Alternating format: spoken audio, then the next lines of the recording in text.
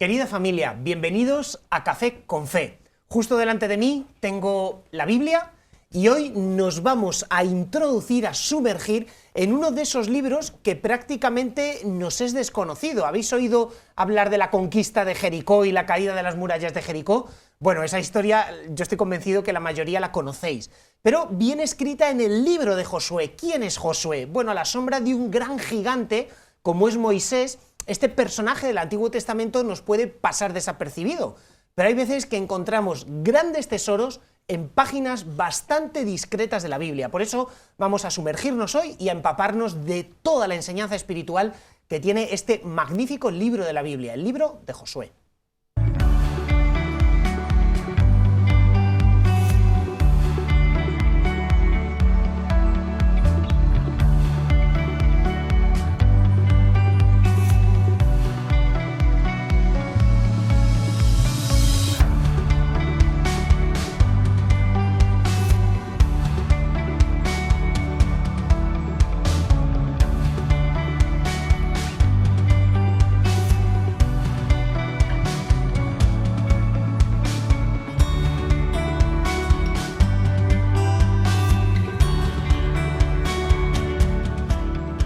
Pues querida familia, feliz de que estéis con nosotros y todavía más feliz de presentaros a nuestro tertuliano de hoy, porque don Juan Félix es el rector del Seminario Mayor de Toledo, también profesor, que me he equivocado, estoy liando, rector del Seminario Menor de Toledo y profesor de Biblia en nuestro Seminario Mayor, al cual le tenemos un gran cariño y yo especialmente porque también fue profesor mío cuando yo era seminarista, así es que muy buenas, don Juan Félix, ¿qué tal estamos? Muy bien, Valentín.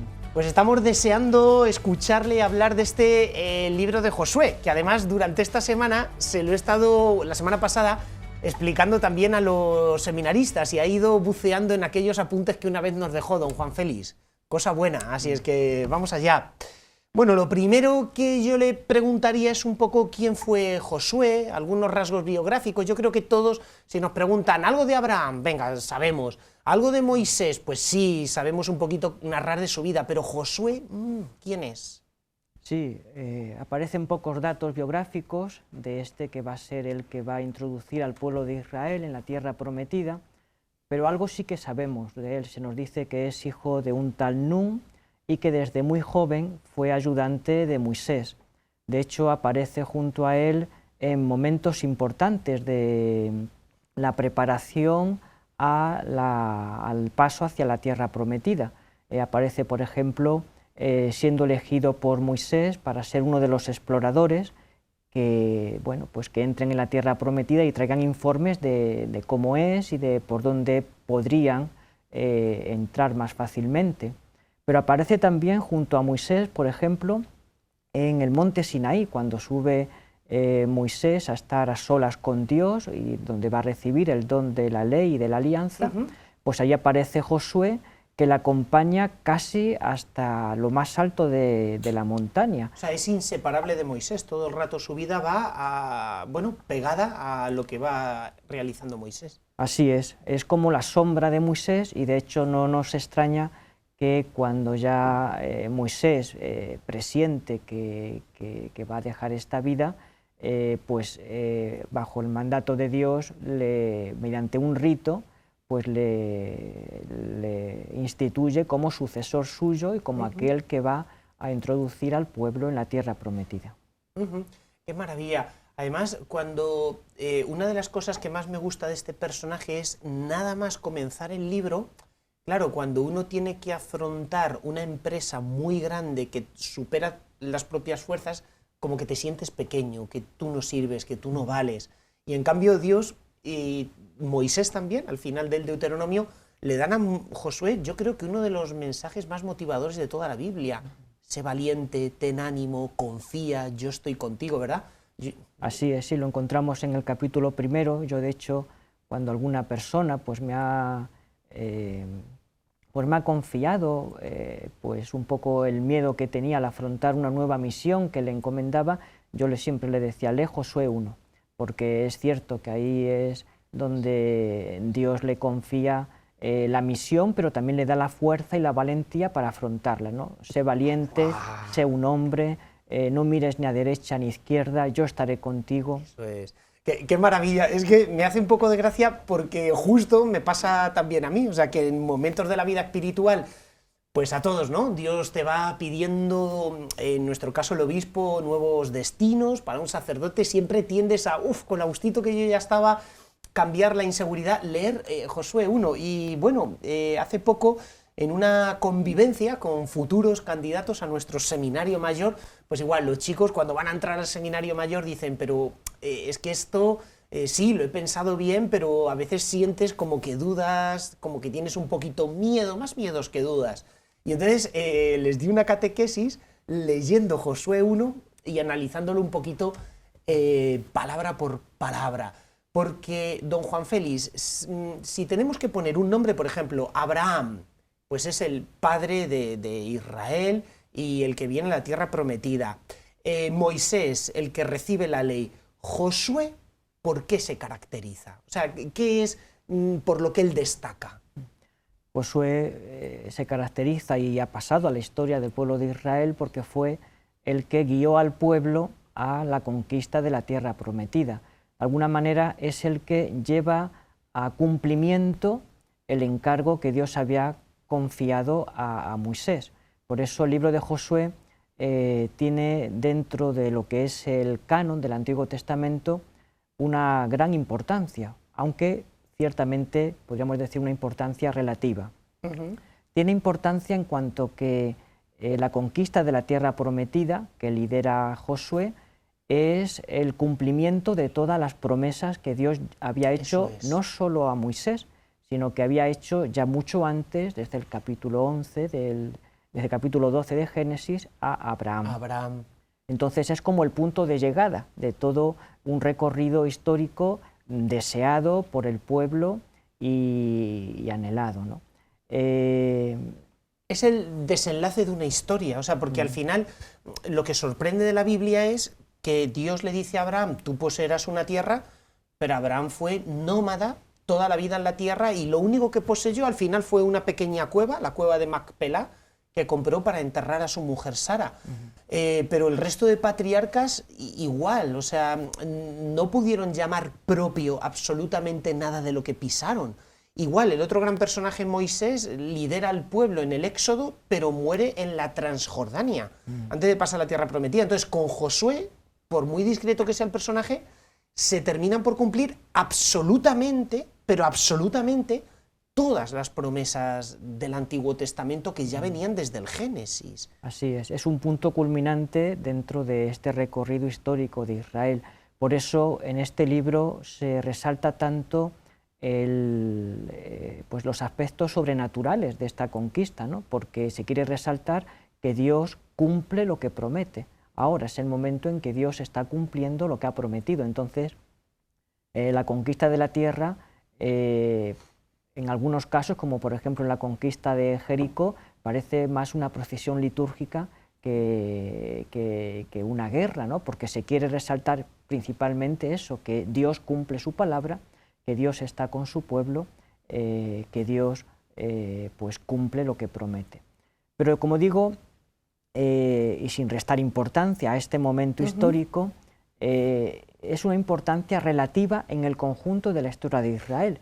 De hecho, el libro de Josué no forma parte de la ley, Eso es, no forma parte de la Torá, que contiene la Torá los elementos fundamentales que no pueden faltar al pueblo de Israel para mantenerse pueblo de Israel. Y sin embargo no está la conquista de la tierra. Ha habido alguna propuesta de incluir a Josué por estos motivos que acabamos de decir dentro del primer cuerpo literario de la Biblia, y se habla así de un hexateuco, pero la realidad es que no. La realidad es que Josué, siendo importante, su importancia es relativa. ¿En qué sentido? En el sentido de que la posesión de la tierra para el pueblo de Israel no es esencial.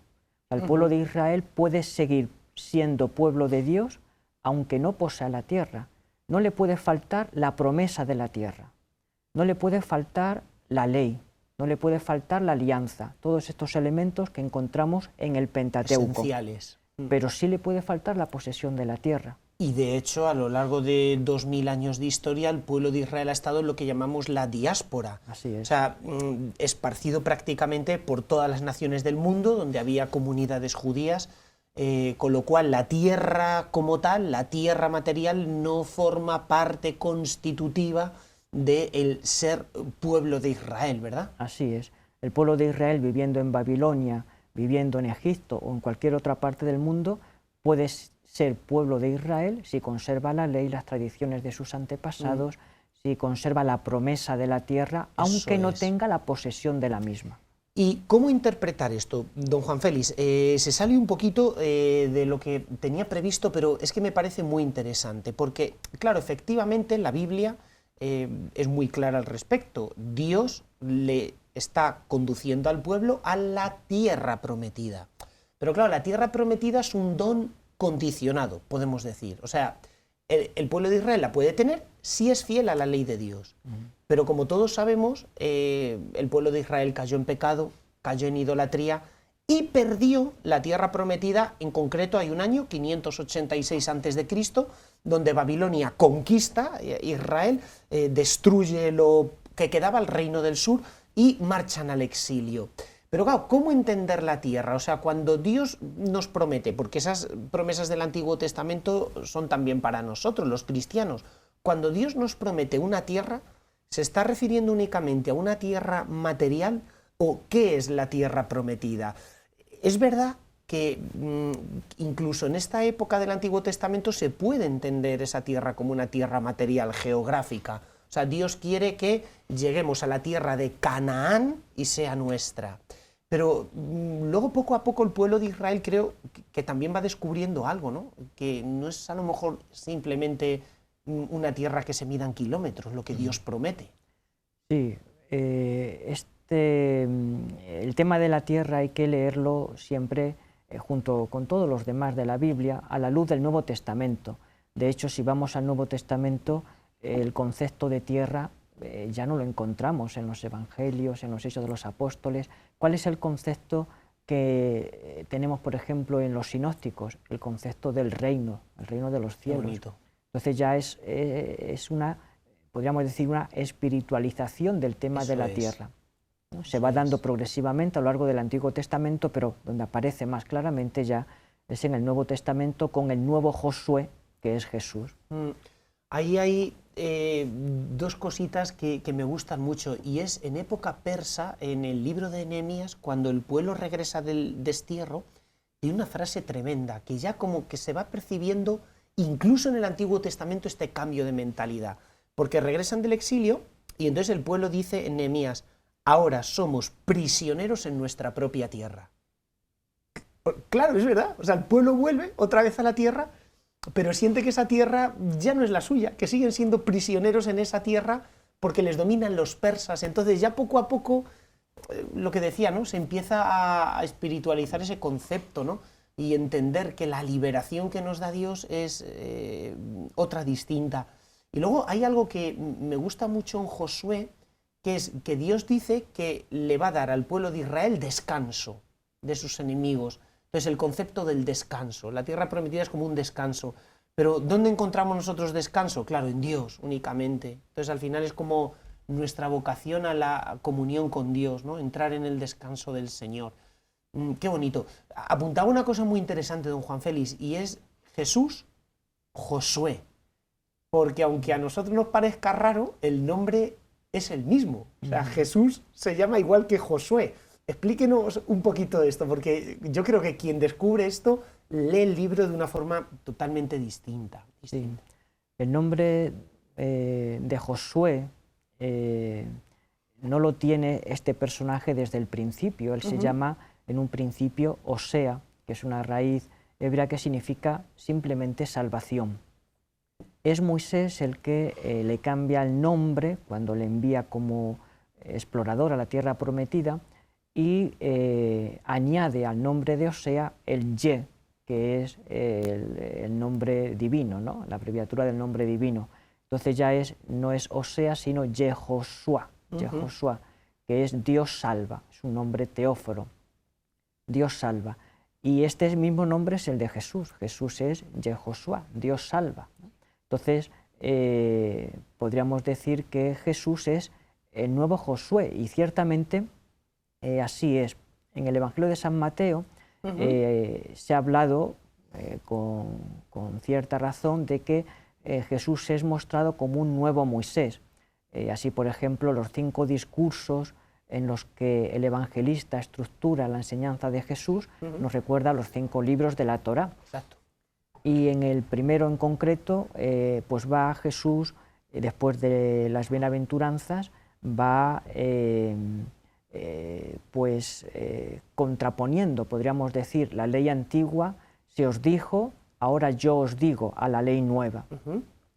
Entonces, se nos estaría dibujando a Jesús como un nuevo Moisés, ciertamente que tiene ciertos rasgos de Moisés, pero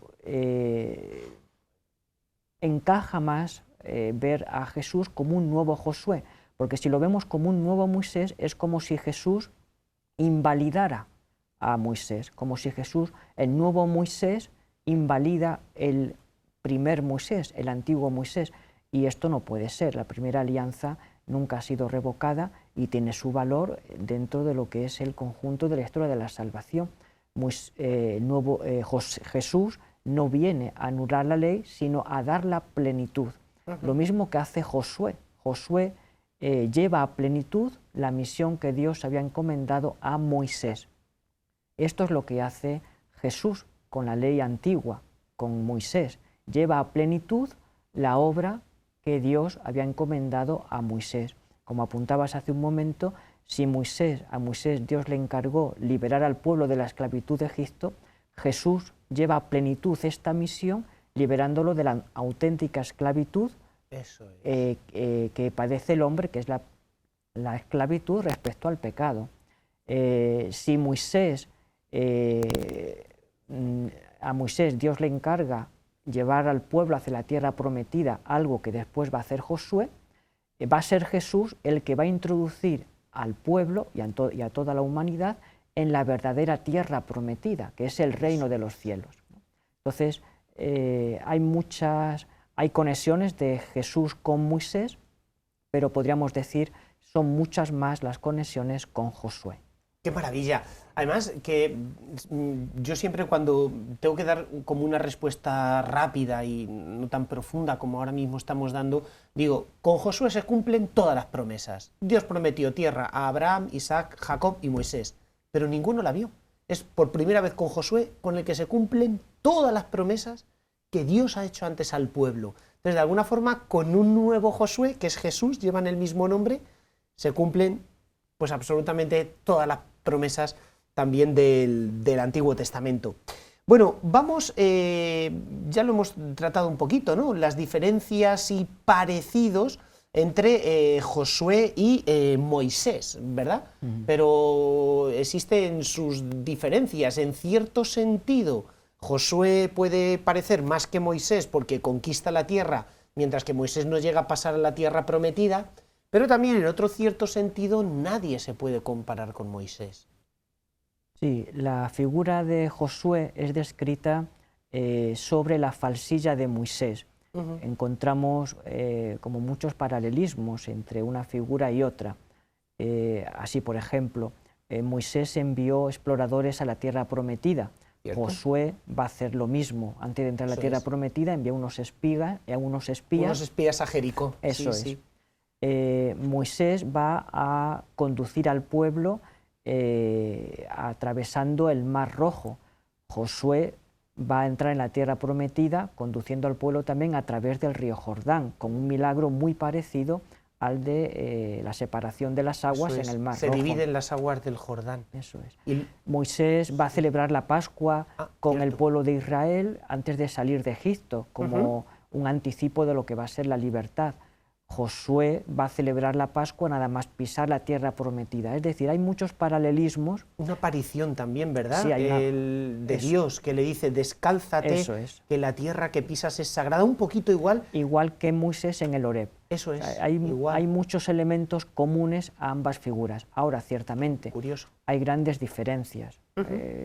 Las principales, pues que Moisés no va a pisar la tierra prometida, la va a ver desde lejos, en cambio Josué sí que va a tener el privilegio de pisarla. Moisés va a gozar de una intimidad con Dios que Josué, en cambio, no va a gozar, ¿no? El trato que Moisés tiene con Dios de amigo a amigo no lo va a tener Josué. Hablaba con Dios cara a cara, Eso dice, y Josué no.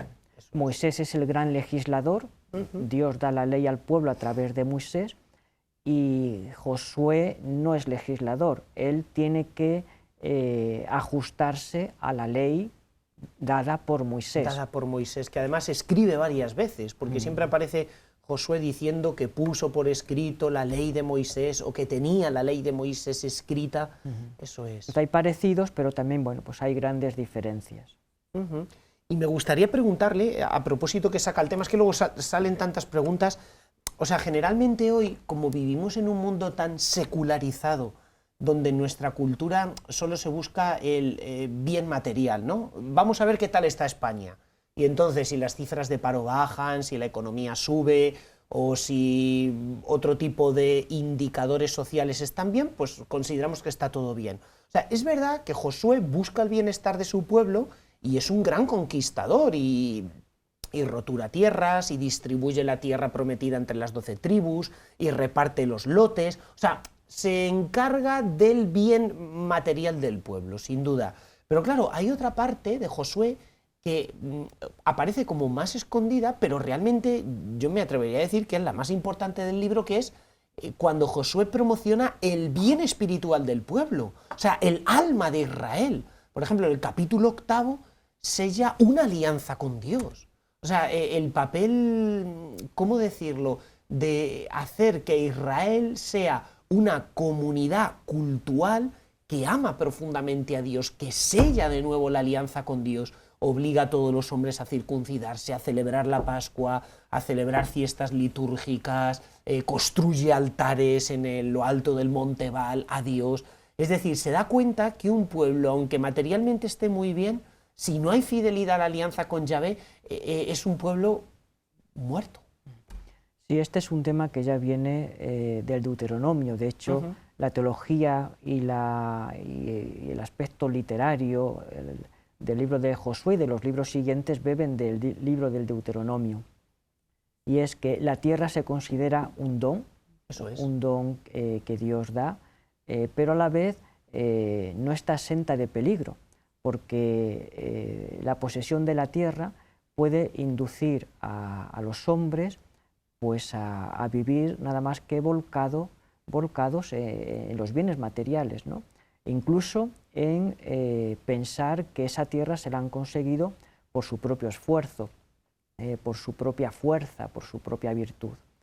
Entonces, el que Josué se esfuerce en poner al pueblo siempre en referencia, no tanto a la tierra, sino en referencia a Dios, con pues el sellar de nuevo la alianza, con la celebración de las fiestas, también con las palabras que dirige al pueblo, tiene como objetivo esto, ¿no? Y orientar al pueblo a que su referencia, aunque posea la tierra, pero su referencia siempre es a Dios.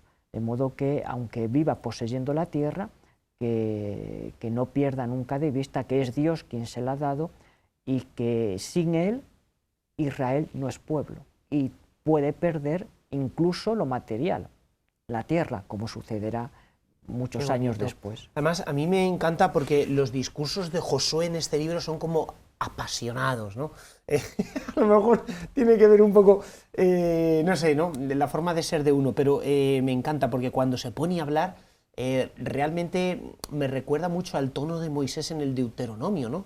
El último discurso de Josué, por ejemplo, cómo arrastra a la gente, cómo convence, qué apologética utiliza, qué carga de motivación, exhortando al pueblo a cumplir la ley de Dios. Pero vamos a una cuestión que yo no conocía bien de estos libros hasta que usted nos la explicó en clase, don Juan Félix, y yo reconozco que siendo seminarista, usted nos habló de una cosa que a mí me marcó mucho y me ayudó mucho a entender tanto el libro del Deuteronomio como Josué.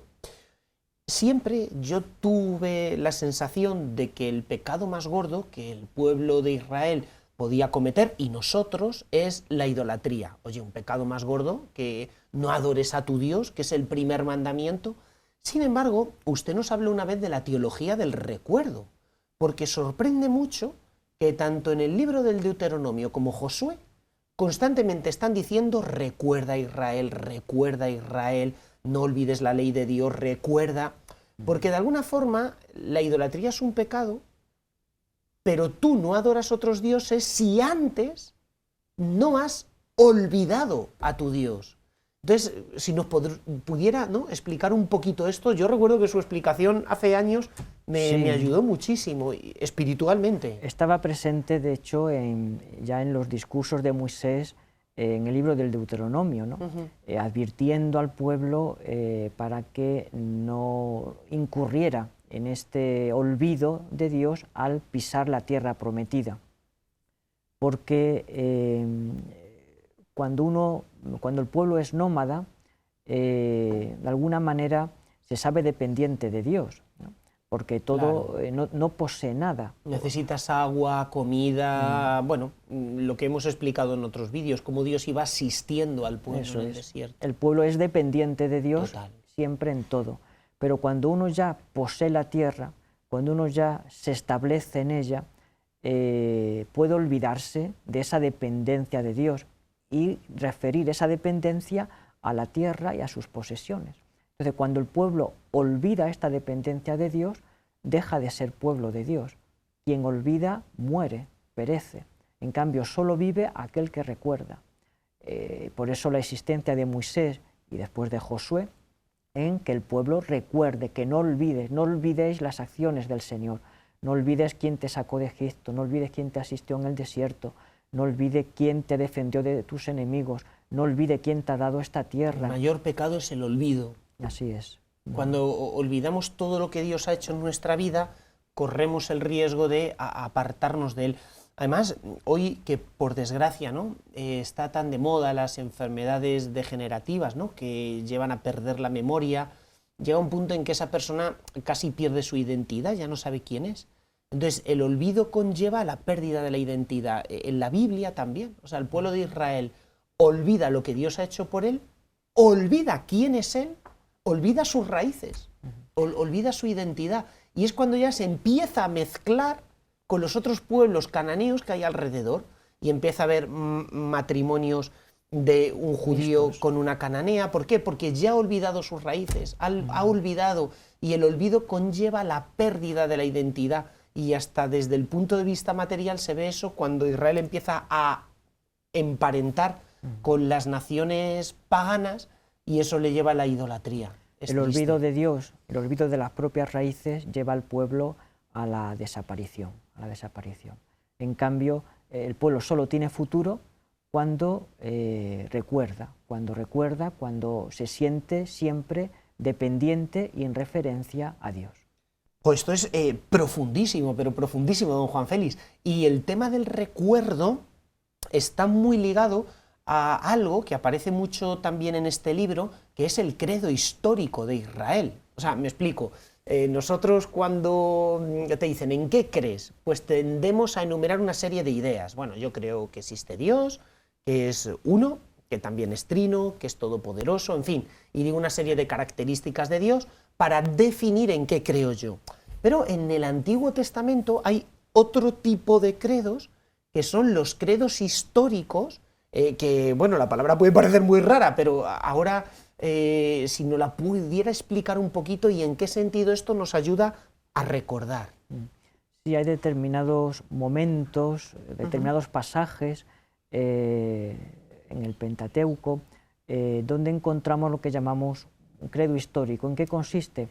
En que se confiesa la fe en el Dios que se ha revelado en la propia historia. Eso es. Entonces se va recordando todo lo que Dios ha hecho por el pueblo. Y esto además en un contexto litúrgico que lo completa aún más, porque solamente la fe llega a ser vivida cuando se celebra, ¿no? Entonces, estos credos históricos están muy relacionados con fiestas litúrgicas del pueblo de Israel.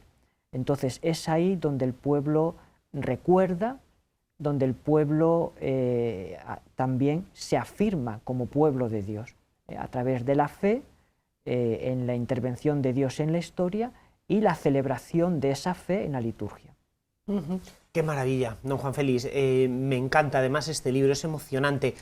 Se nos va poco a poco el tiempo, pero nos queda todavía tiempo para una pregunta más, y esta pregunta es la asamblea de Siquén. O sea, yo comparo el libro de Josué con una sinfonía. Si hemos escuchado este tipo de sinfonías del siglo XIX, son como muy solemnes, chan, chan, chan, con una orquesta, con sus violines, con todo, y luego llega un punto en el cual la sinfonía termina con un ta ta ta chan final o algo así, ¿no? O sea, el libro de Josué es un libro solemne, porque las conquistas, las campañas de conquista son impresionantes, Josué prevalece sobre sus enemigos, los discursos que da son antológicos, o sea, tú dices, ¿cómo sería esto pronunciado? Porque ya leído tiene una gran fuerza, una gran belleza, pero al final el libro termina con, en los últimos capítulos 23 y 24, la asamblea de Siquén, que yo personalmente creo que es de los momentos más icónicos de todo el Antiguo Testamento, capítulos 23 y 24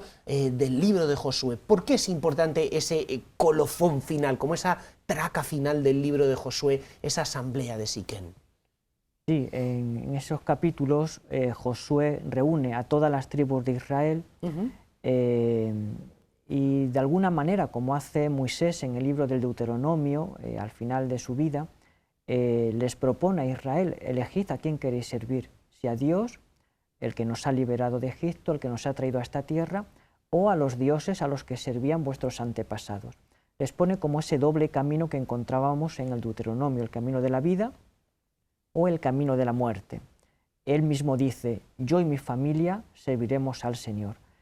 Y esta confesión de fe de Josué arrastra a todas las tribus diciendo: nosotros también serviremos al Señor.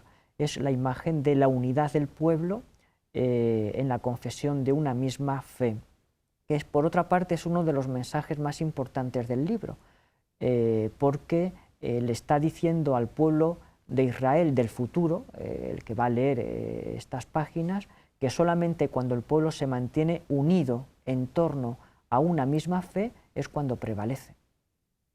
Efectivamente.